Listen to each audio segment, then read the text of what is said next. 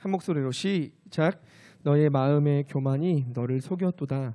바위 틈에 거주하며 높은 곳에 사는 자여, 내가 마음에 이르기를 누가 능히 나를 땅에 끌어내리겠느냐 하니, 내가 독수리처럼 높이 오르며 별 사이에 깃들을지라도 내가 거기에서 너를 끌어내리리라. 여호와의 말씀이니라. 10절. 내가 내 형제 야곱에게 행한 포악으로 말미암아 부끄러움을 당하고 영원히 멸절되리라. 아멘. 여러분, 군대에서는 아마 여기 다 대다수 가겠죠. 잠깐 그 이후에 여러분이 만날 이야기를 잠깐만 땡겨 올게요. 새벽마다 보초를 서요. 경계를 합니다. 그때 가장 경계해야 할 1호 대상이 무엇일까요? 무엇일까요? 멧돼지? 순수해. 멧돼지는 되게 순수한 대답이에요. 네. 이게 좀 시기별로 나뉘는 것 같아요. 초반에는 다른 구두가 아니에요. 선임이에요. 동의하시나요, 우리 남자 선생님들? 선임이 제일 경계해야 할 대상이에요. 잠깐 깜빡했다가는 선임의 말을 귀담아 듣지 않으면 안 됩니다. 어떤 말을 할지, 앞에는 누가 오느냐가 중요한 게 아니라 어떤 말씀을 하실지 이게 좀 긴장하며 들었던 것 같습니다. 시간이 흘러서 내가 조금 이제 어느 정도 경력이 찼다. 이제 새벽에 일어나는 게 좀 피곤해도 뭐 어렵지 않다. 요 정도 됐을 때는 바뀌게 됩니다. 뭘까요? 간부? 간부는 한 경계대상 2호 정도 되는 것 같아요. 1호는 뭘까요? 잠이야, 잠. 졸려요, 졸려. 너무 졸려. 특별히 이게 딱 새벽에 딱 껴있는 그 근무 시간이 있어요. 2시, 3시 막 요 정도에. 이제 좀 더 뭔가 깊이 더 들어갈 수 있을 때 그때는 일어났을 때 참 피곤합니다.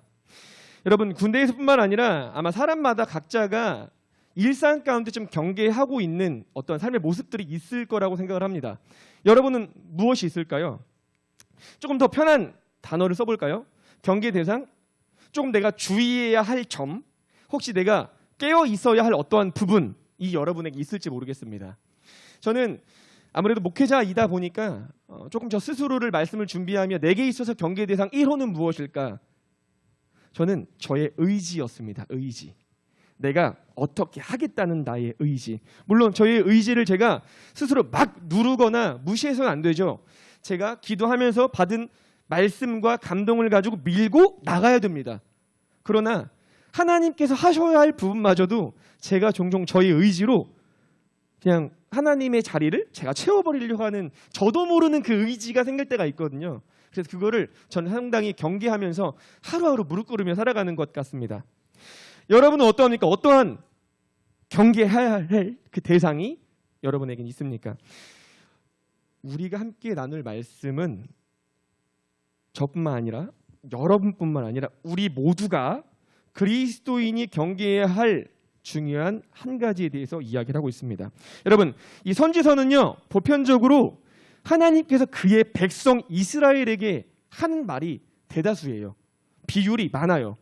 이스라엘아, 지후야, 유주야, 이렇게 뭔가 가르침과 깨달음, 조금 강력한 심판의 메시지가 하시는 경우가 많은데, 더불어 하나님께서는 자신이 이스라엘의 하나님뿐만 아니라 열방의 하나님임을 다른 열방의 여러 나라들을 통하여 선포하십니다. 그냥 야, 이웃나라 니네 끝났어 이게 아니라 하나님이 그들의 죄악된 것을 분명히 심판하시면서 나는 열방의 하나님이다 라는 것을 선포하십니다. 그런데 오늘 우리가 이게 38번 이 오바댜 말씀은 조금 특별해요. 그냥 하나님의 말씀도 아니고요. 이방 나라, 어떻게 보면은 하나님의 백성이 아닌 국가를 향해서 딱 한 국가를 향해서 하는 메시지입니다. 그게 누구냐? 바로 에돔이에요. 에돔. 여러분, 우리가 일반적으로 알고 있는 이 비슷한 것은 아마 요나서일 거예요. 요나서는 요나가 어디를 향해 메시지를 선포하는지 혹시 여러분 아나요? 니느웨. 유일하게 한 나라를 딱 꼭 집어서 말하는 메시지라고 할 수 있죠. 오바댜도 그런 성격을 갖고 있는 책입니다. 그렇다면 이 오바댜를 향해서 무언가를 말하고 있는 걸까? 여러분, 에돔 족속은 우리가 잘 알고 있는 배고픔에 자기의 장자권을 버린 에서의 후손입니다. 그게 에돔 족속이에요. 하나님께서는 그러면 이 에돔 족속을 향해서 무엇을 말하고 있는 걸까? 함께 읽겠습니다. 시작. 에서의 산에 있는 사람은 다 죽임을 당하여 멸절되리라. 심판을 선포하고 있는 거예요. 도대체 이들이 왜 심판을 받는 걸까? 그 이유가 1장 10절 말씀 함께 읽겠습니다. 앞을 보면서 세 번역 시작.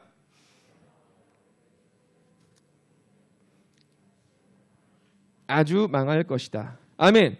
정확히 말해서 그들의 심판을 받는 직접적인 이유는 하나님의 백성이자 그들의 형제 국가라고 할 수 있는 이스라엘, 그들을 폭행했기 때문이다. 성경은 이렇게 말을 합니다.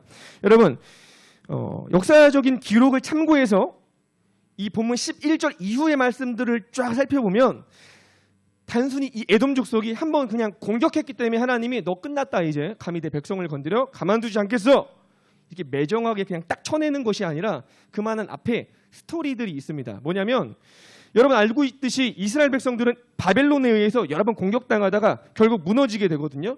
그런데 이 이스라엘 백성들이 바벨론에 공격당할 때 에돔 족속이 형제 국가임에도 불구하고 이스라엘 백성들을 도와주기는커녕 같이 공격해요. 옆에서 흔히 이런 말이죠. 뭐 꼽살이 낀다고 하죠. 옆에 가서 공격할 때 나도 같이 가자. 같이 약탈하고 같이 공격해요. 그러한 스토리들이 있습니다. 하나님이 그것을 보시고 가만두지 않고 결국은 아까 맨 처음에 살펴봤던 것처럼 너희들 이러이러한 이유 때문에 결국 이렇게 망할 것이다. 명확하게 이야기를 하고 있습니다. 여러분 성경에서 바벨론은 그냥 이방 국가가 아니에요. 계시록을 보면 바벨론은 이 세상을 대표하는 악한 권세의 상징입니다. 그런 점에 있어서 감히 하나님의 백성을 공격하는 그 바벨론 세상의 무리에 이 에돔이 끼어들어가서 같이 공격하는 이런 모습을 보였다는 겁니다. 말씀을 더 한번 여러분 이 역사적인 기록과 함께 살펴보면요. 이 에돔 국가는 그냥 한번 공격이 아니라 또 다른 여러 가지 상황들과 이유들이 존재해요. 뭐냐면 이 이스라엘 국가에 있어서 수도가 시온성이라고 한다면 에돔 국가의 수도는 세일산이에요. 세일산. 그 산에서 어떤 기록이 있냐? 그 세일산은 이스라엘 백성, 에돔 족속에게 있어서 되게 강력한 튼튼한 요새입니다. 지형적으로 감히 누구도 쉽게 그걸 건들 수 있는, 공격해서 이겨낼 수 있는 그런 성이 아니었어요. 그래서 오늘 보면 1장 3절 말씀 보면은 이렇게 쓰여 있어요. 내가 바위 틈에 둥지를 들고 높은 곳에 집을 지어놓고는 누가 땅바닥으로 이렇게 끌어내릴 수 있으랴. 그들은 엄청난 요새, 함부로 누가 나를 건들 수 없다는 이러한 자부심을 갖고 있던 그런 국가였습니다. 그리고 또 그들에게는 어떠한 자부심이 있었냐면 신명기 33장 2절 말씀 여호와께서 시내산에서 오시고 세일산에서 일어나시고 무슨 말이냐면 하나님께서 시내산에서도 등장하셨고 봐봐 우리 수도인 세일산에도 나타나셨어. 사사기 5장 말씀 보면 이렇게 써 있습니다. 또 여호와여 주께서 세일산에서부터 나오시고 뭐냐면 그들의 수도라고 할 수 있는 그 세일산에서 하나님 임재하셨다. 우리 국가인 있잖아. 우리 수도는 하나님이 계셨던 곳이야. 하나님이 임재하셨던 곳이야. 그러한 자부심이 있습니다.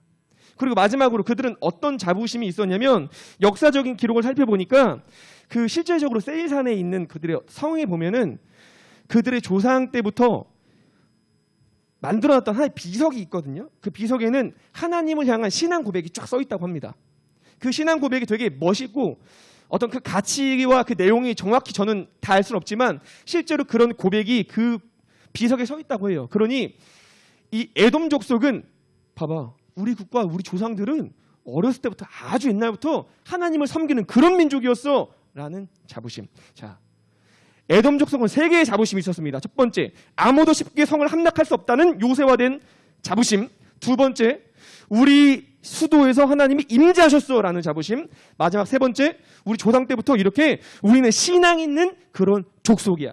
세 개의 자부심이 땅 있었습니다. 중요한 것은 이런 자부심이 있다면 여러분 어떻게 해야 됩니까? 그 자부심을 가지고 하나님 앞에서 감사와 겸손으로 살아가야 하겠죠? 그런데 그들은 그러지 않고 그 자부심이 뭘로 발전하냐면 교만으로 발전을 했고 그 교만이 더욱더 심각해져서 결국 하나님의 백성마저 공격함으로써 자신의 어떤 유익을 취하기 위한 자리로가 이렇게 멸망당할 것이라는 이야기를 듣고 말았습니다. 여러분, 이들의 어떤 그 이스라엘에 대한 괴롭힘은 아까 1장 10절 말씀 잠깐 다시 볼 수 있어요?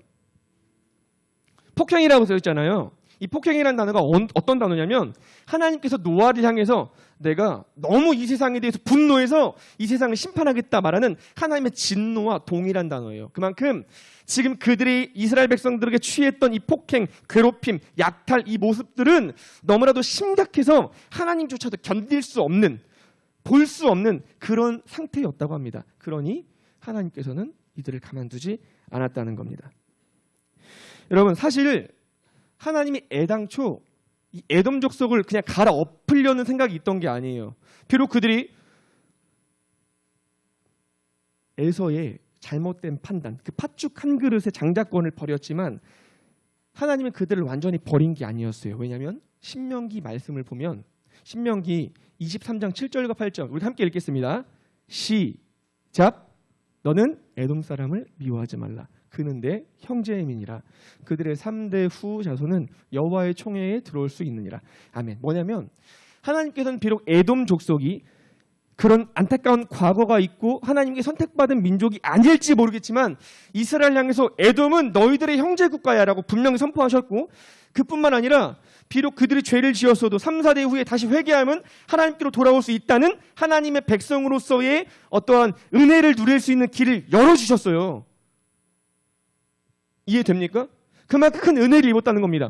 세계의 자부심을 가질 만큼 은혜를 입었고 이렇게 하나님의 백성으로서 언제든지 회개하면 돌아올 수 있다는 길을 열어주셨던 그런 에돔 족속이었습니다. 그러나 그들은 그러한 은혜를 입었음에도 불구하고 결국 그 자부심이 교만으로 이어지고 그 교만이 점점점 심각해져 멸망의 자리로까지 가게 된 겁니다. 그래서 이들의 결론은 1장 15절이에요. 제가 읽어볼게요. 여호와께서 만국을 벌할 날이 가까이 왔나니 내가 행한 대로 너도 받을 것인즉 너희들의 행한 만큼 받을 것이다. 여러분, 여기까지가 사실 오늘 함께 나눌 내용의 스토리입니다. 근데 중요한 것은 이 말씀 속에서 단순히 에돔이 심판받았다 이것이 아니라 그렇다면 왜 에돔은 그렇게 많은 은혜를 입었음에도 불구하고 이렇게 된 것인가? 이것이 오늘 우리가 가져야 할 최대의 궁금증이자 핵심이에요. 왜 그럴까요? 한번 따라해 볼까요? 은혜를 따라해 봅시다. 은혜로 여기지 않았기 때문입니다. 다시 한번 여러분 힘내서 따라해 볼까요? 은혜로 여기지 않았기 때문입니다.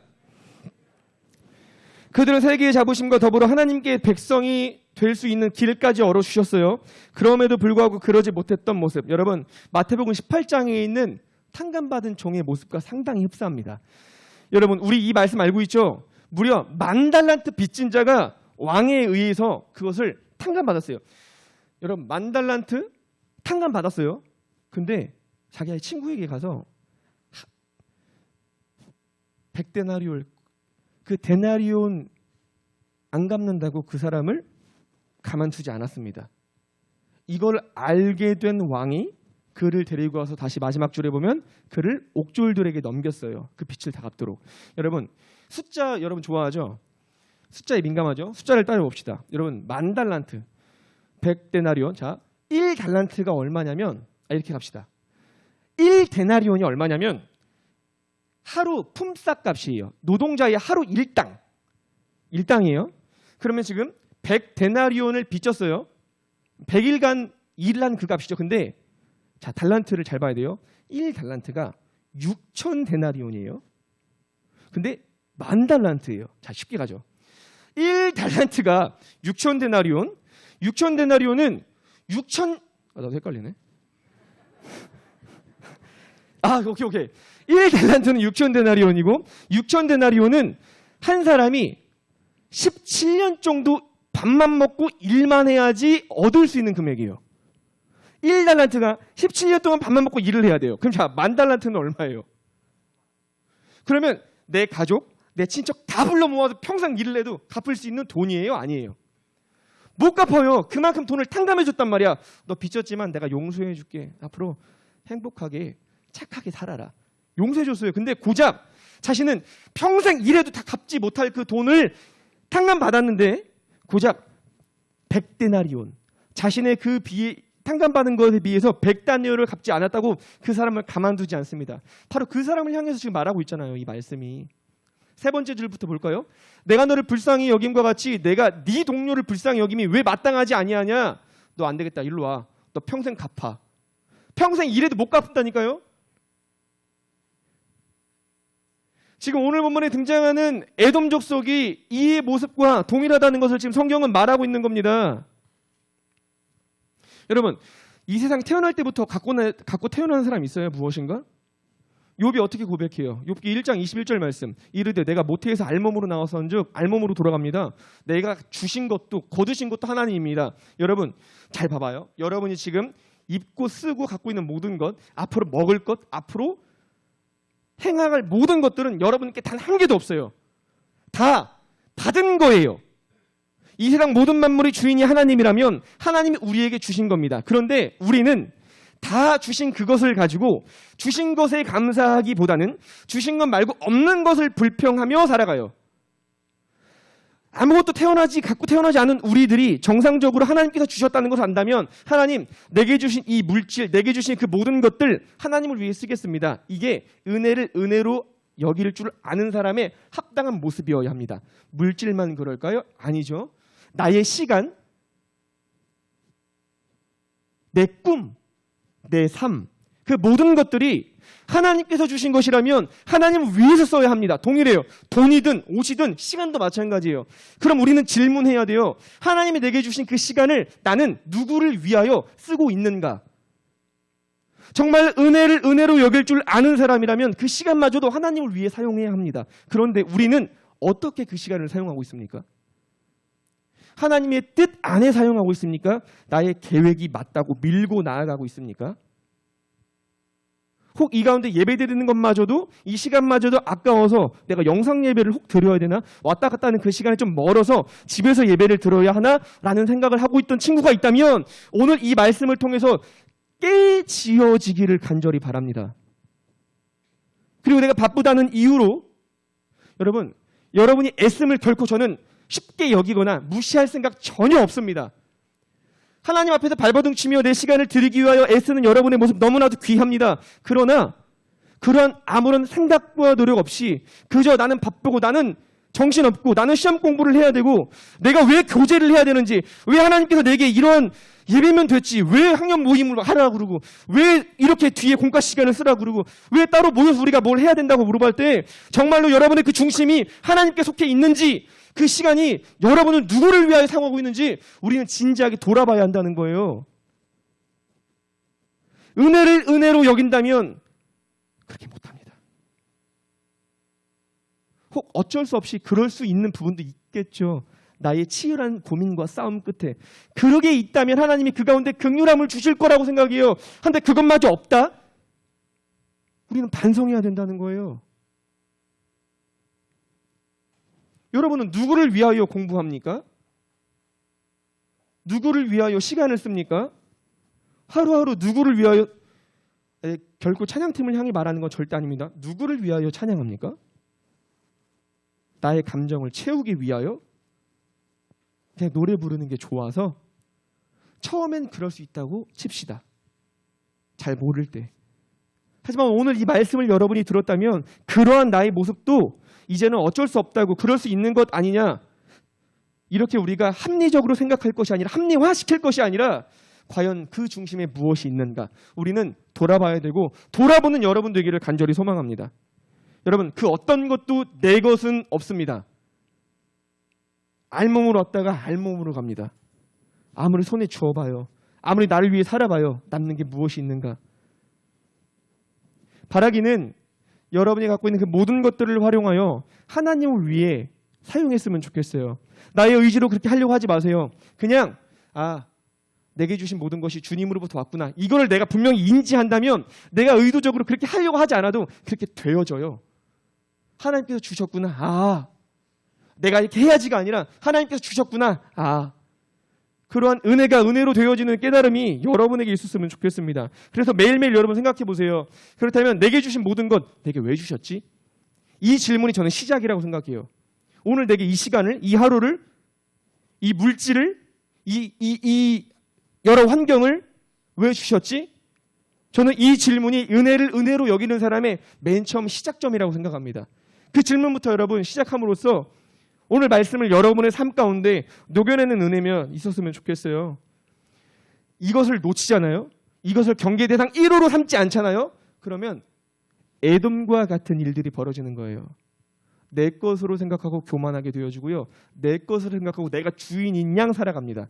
내게 주어진 것을 보지 못하고 없는 것을 불평하면서 무언가를 가져오려고 그러고 약탈하고 싶은 마음은 없더라도 심적으로 왜 내겐 그게 없습니까?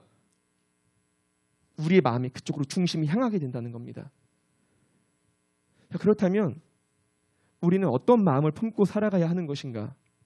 늘 제가 얘기하지만 우리의 의지로 되는 건 이 세상에 없습니다.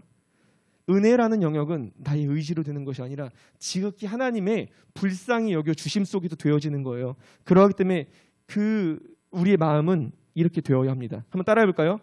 지금도 충분합니다.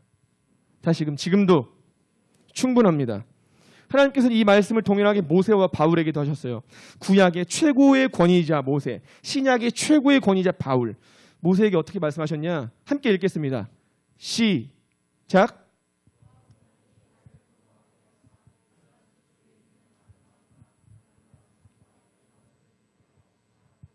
여호와께서 너희 때문에 내게 진노하사 내 말을 듣지 아니하시고 내게 이르시기를 그만해도 족하니 이 일로 다시 내게 말하지 말라. 여러분 사실 이 말씀은 좀 안타까운 얘기이긴 해요. 이스라엘 백성들을 40년 동안 뺑뺑 다 돌고 결국은 가나안 땅 앞에까지 왔기 때문에 모세는 그 간절한 마음과 아쉬움에 하나님 저도 들어가고 싶습니다. 저는 나름의 권리가 있다고 생각합니다. 모세 입장에서 곰곰이 생각해보면. 그러나 쉬운 성경을 보면 이걸 어떻게 해석하는 줄 알아요? 너 이 정도면 충분해. 하나님의 기준에 인간적인 모세의 관점에 들어가는 게 큰 은혜고 그랬으면 좋겠다는 바람이 있습니다. 근데 하나님은 너 지금까지 큰 은혜 누렸다 모세야. 족하다. 모세가 잘못되었다는 것이 아니라 우리는 늘 하나님께서 주시는 지금의 이 상황과 모든 것에 만족해야 될 그 마음이 있어야 한다는 것을 여러분 나누고 있는 거예요. 비록 내게 이게 없다 하더라도, 비록 저게 없다 하더라도, 저 친구 갖고 있는 은사가 내게 없어도, 저 외모가 내게 없어도, 저 스펙이 내게 없어도, 어떤 면에서는 내 가족이, 내 가정이 빈약하고 약할지라도 그럼에도 불구하고 우리 마음 가운데 품어야 할 것은 주님 지금도 충분합니다. 사도 바울도 동일한 메시지를 하나님께 받았습니다. 나에게 이르시기를 내 은혜가 내게 족하도다. 이런 말씀이 왜 나오냐면 사도 바울이 고질병이 있었어요. 이게 정확히 뭔지는 저도 몰라요. 신학자들도 너무 가물방론이 많아서 그런 거예요. 저에게 통풍이 있는 것과 비슷한 거예요. 쉽게 고쳐지지 않은. 하나님께 막 구했어요. 바울이. 하나님 제가 이게 너무 바울아 내 은혜가 너한테 이미 충분하다. 사실 이 뒤에 말씀이 뭐냐면 내가 약한 데서 온전하여짐이라. 비록 바울은 이 고통이 너무 힘들어서 이 고통이 없으면 더 선교를 잘하고 하나님의 뜻대로 살 것 같아서 그렇게 간절히 구했는데 바울아 넌 지금도 충분해. 비록 네가 아프고 약하니 나를 더 의지하여라. 그 위대한 모세와 바울에게 했던 동일한 메시지 지금으로도 충분합니다. 여러분 우리도 그 동일한 메시지를 받기를 소망합니다. 저도 더 원하는 거 있어요. 왜 없겠어요? 저도 어떤 걸 더 잘하고 싶고요. 여러분 앞에서 이런 모습을 보이고 싶고요. 더욱더 죽는 거 어떻게 됐으면 좋겠고요. 내게도 엄청난 꿈과 희망이 있다고요. 생각이 많은 사람이라고요. 제가 뭐 이게 자랑이 아니니까. 근데 늘 무언가 내가 인간적인 사고방식으로 꽉 차 있었을 때마다 하나님께서 주시는 말씀은 내 은혜는 이걸로 좋게 승훈아. 그렇다고 꿈을 꾸지 말라는 게 아니에요. 꿈을 꾸라고 하세요. 하지만 너의 의지로 할 수 있는 것은 그걸로 좋게 그 가운데 네가 겸손히 나아가라. 내가 도와줄게. 이게 제가 하나님께 많이 받는 메시지 중에 하나예요. 앞에서 말했죠. 저의 경계 대상 1호 나의 의지라고. 내가 의지를 부리면 부릴수록 내 은혜가 내게 좋게 승훈아. 통풍 때문에 기도해도 내 은혜가 내게 좋게 승훈아. 그렇다고 저는 여기서 조금 제 개인적인 모습인데 그렇다고 제가 막 멈추는 건 아니고요. 하나님 족한데 그래도 기도할 거예요.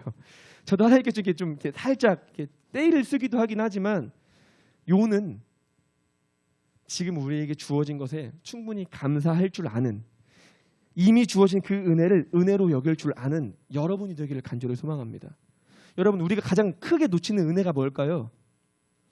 우리가 가장 많이 놓치는 그 은혜가 뭐라고 생각합니까? 바로 주 예수 그리스도라는 것을 반드시 기억하기 바랍니다. 여러분, 기독교는요, 예수님을 놓치면 그냥 다 놓치는 거예요.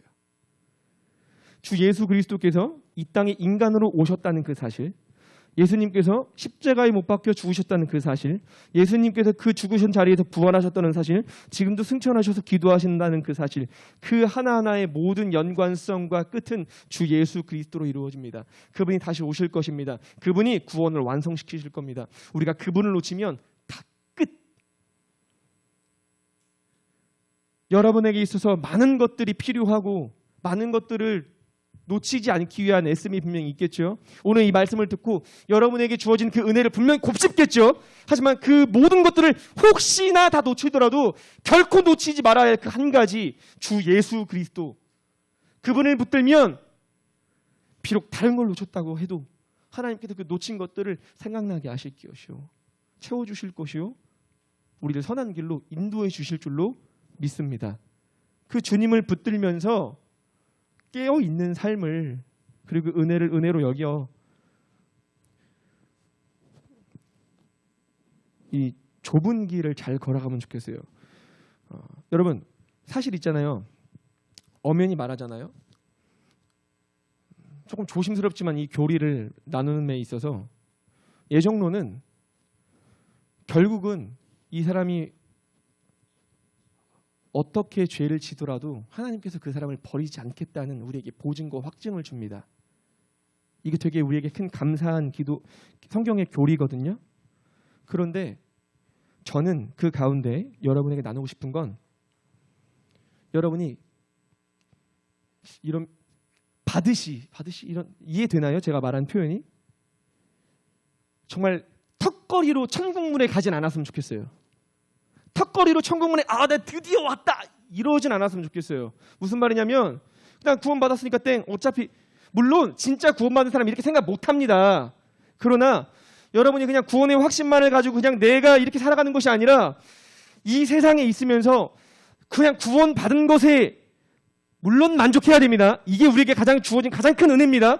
오늘의 핵심이 요는 그겁니다. 그러나 한 가지 더 여러분에게 도전을 주고 싶은 건, 내가 구원받은 것을 만족하지 말고 이 세상에서 구원받은 자로서 합당하게 삶을 살아감으로써 예수님을 통해서 이 땅에 구원이 이랬듯이 저럼 여러분 한 사람 한 사람을 통해서 더 많은 사람이 주님을 알아가는 그 은혜가 있었으면 좋겠어요. 그래서 천국문에 들어갈 때 기꺼이 받으시 이게 주님 저 왔어요 이게 아니라 나름 당당하게 주님 저 왔습니다. 저 이 세상 살다가 왔습니다. 비록 많이 부족했지만 하나님의 은혜 가운데 저 이렇게 전도도 해봤습니다. 사람도 한번 이렇게 세워봤습니다. 이러한 자부심을 가지고 에돔이 느꼈던 그 자부심 말고 진짜 영혼을 살린 하나님 앞에서의 그 반듯한 자부심을 가지고 천국문에 들어가는 여러분 되기를 간절히 소망합니다. 그러한 은혜 있었으면 좋겠습니다. 찬양팀 나와주세요. 우리 마지막으로 함께 이렇게 외치고 말씀 들고 기도하도록 할게요. 함께 읽겠습니다. 준비 시작.